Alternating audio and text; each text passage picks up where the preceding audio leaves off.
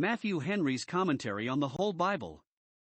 An exposition, with practical observations, of the Book of Psalms. Psalm 142. This psalm is a prayer, the substance of which David offered up to God when he was forced by Saul to take shelter in a cave, and which he afterwards penned in this form. Here is 1. The complaint he makes to God, verses 1 and 2, of the subtlety, strength, and malice of his enemies, verses 3 and 6, and the coldness and indifference of his friends, verse 4. 2. The comfort he takes in God that he knew his case, verse 3, and was his refuge, verse 5. 3. His expectation from God that he would hear and deliver him, verses 6 and 7. 4. His expectation from the righteous that they would join with him in praises, verse 7. Those that are troubled in mind, body, or estate, may, in singing this psalm, if they sing it in some measure with David's spirit, both warrant his complaints and fetch in his comforts. Maskil of David. A prayer when he was in the cave. Psalm 142 verses 1 to 3. Whether it was in the cave of Adullam, or that of Engedi, that David prayed this prayer, is not material. It is plain that he was in distress. It was a great disgrace to so great a soldier, so great a courtier, to be put to such shifts for his own safety, and a great terror to be so hotly pursued and every moment in expectation of death. Yet then he had such a presence of mind as to pray this prayer, and, wherever he was, still had his religion about him. Prayers and tears were his weapons, and, when he durst not stretch forth his hands against his prince, he lifted them up to his God. There is no cave so deep, so dark, but we may out of it send up our prayers, and our souls in prayer, to God. He calls this prayer Maskil, a psalm of instruction, because of the good lessons he had himself learnt in the cave, learnt on his knees, which he desired to teach others. In these verses observe 1. How David complained to God, verses 1 and 2. When the danger was over he was not ashamed to own, as great spirits sometimes are, the fright he had been in, and the application he had made to God.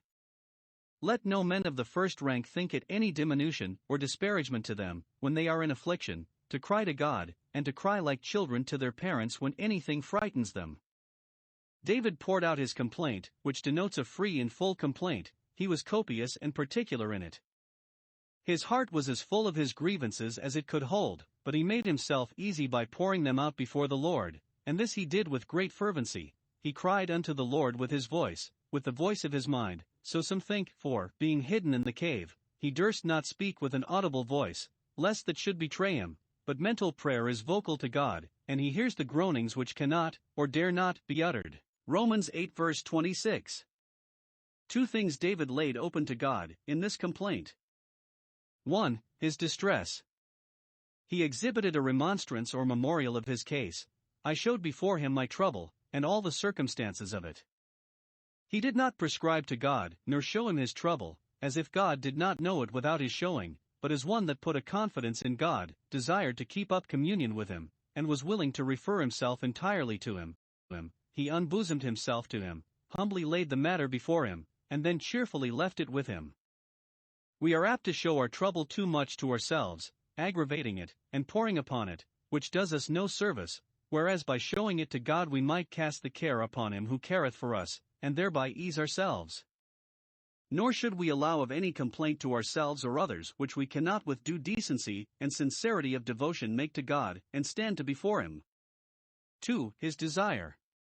When he made his complaint he made his supplication, verse 1, not claiming relief as a debt, but humbly begging it as a favor. Complainants must be suppliants, for God will be sought unto.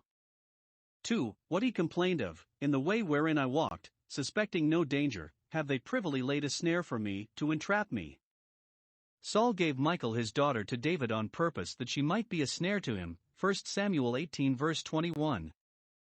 This he complains of to God, that everything was done with a design against him. If he had gone out of his way, and met with snares, he might have thanked himself, but when he met with them in the way of his duty he might with humble boldness tell God of them. 3. What comforted him in the midst of these complaints, verse 3, when my spirit was overwhelmed within me, and ready to sink under the burden of grief and fear, when I was quite at a loss and ready to despair, then thou knewest my path, that is, then it was a pleasure to me to think that thou knewest it. Thou knewest my sincerity, the right path which I have walked in, and that I am not such a one as my persecutors represent me. Thou knewest my condition in all the particulars of it, when my spirit was so overwhelmed that I could not distinctly show it. This comforted me, that thou knewest it. Job 23 verse 10. Thou knewest it, that is, thou didst protect, preserve and secure it. Psalm 31 verse 7, Deuteronomy 2 verse 7. Psalm 142 verses 4 to 7. The psalmist here tells us, for our instruction, 1. How he was disowned and deserted by his friends. v. 4. When he was in favor at court he seemed to have a great interest, but when he was made an outlaw, and it was dangerous for anyone to harbor him, witness Ahimelech's fate, then no man would know him, but everybody was shy of him. He looked on his right hand for an advocate, Psalm 109 verse 31, some friend or other to speak a good word for him, but since Jonathan's appearing for him had like to have cost him his life, nobody was willing to venture in defense of his innocency, but all were ready to say they knew nothing of the matter. He looked round to see if any would open their doors to him, but refuge failed him. None of all his old friends would give him a night's lodging, or direct him to any place of secrecy and safety. How many good men have been deceived by such swallow friends, who are gone when winter comes? David's life was exceedingly precious, and yet, when he was unjustly proscribed, no man cared for it, nor would move a hand for the protection of it.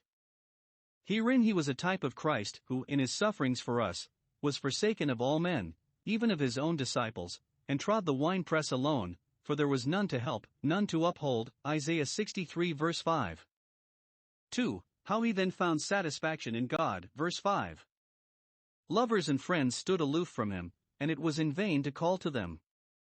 But, said he, I cried unto thee, O Lord. Who knowest me and carest for me, when none else will, and wilt not fail me nor forsake me when men do, for God is constant in his love. David tells us what he said to God in the cave, Thou art my refuge, and my portion in the land of the living. I depend upon thee to be so, my refuge to save me from being miserable, my portion to make me happy. The cave I am in is but a poor refuge. Lord, thy name is the strong tower that I run into. Thou art my refuge, in whom alone I shall think myself safe. The crown I am in hopes of is but a poor portion. I can never think myself well provided for till I know that the Lord is the portion of my inheritance and of my cup. Those who in sincerity take the Lord for their God shall find him all sufficient both as a refuge and as a portion, so that, as no evil shall hurt them, so no good shall be wanting to them, and they may humbly claim their interest. Lord, thou art my refuge and my portion. Everything else is a refuge of lies and a portion of no value. Thou art so in the land of the living, that is, while I live and have my being, whether in this world or in a better. There is enough in God to answer all the necessities of this present time.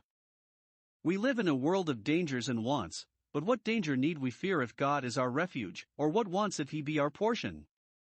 Heaven, which alone deserves to be called the land of the living, will be to all believers both a refuge and a portion. 3. How in this satisfaction, he addressed himself to God. Verses 5 and 6. Lord, give a gracious ear to my cry, the cry of my affliction, the cry of my supplication, for I am brought very low, and, if thou help me not, I shall be quite sunk. Lord, deliver me from my persecutors, either tie their hands or turn their hearts, break their power or blast their projects, restrain them or rescue me, for they are stronger than I, and it will be thy honor to take part with the weakest. Deliver me from them, or I shall be ruined by them, for I am not yet myself a match for them.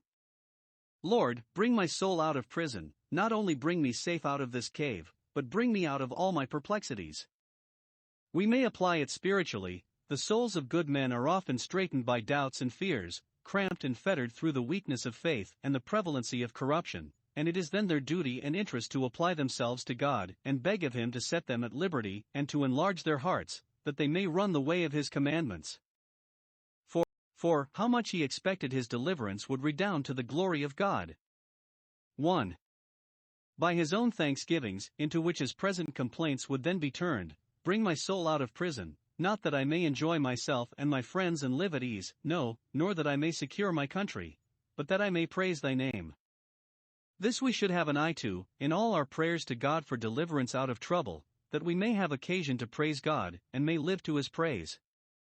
This is the greatest comfort of temporal mercies, that they furnish us with matter, and give us opportunity for the excellent duty of praise. 2.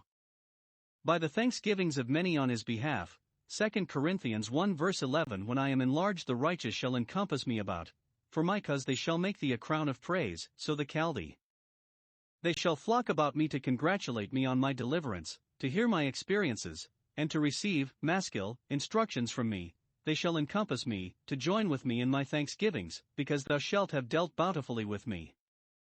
Note, the mercies of others ought to be the matter of our praises to God, and the praises of others, on our behalf, ought to be both desired and rejoiced in by us.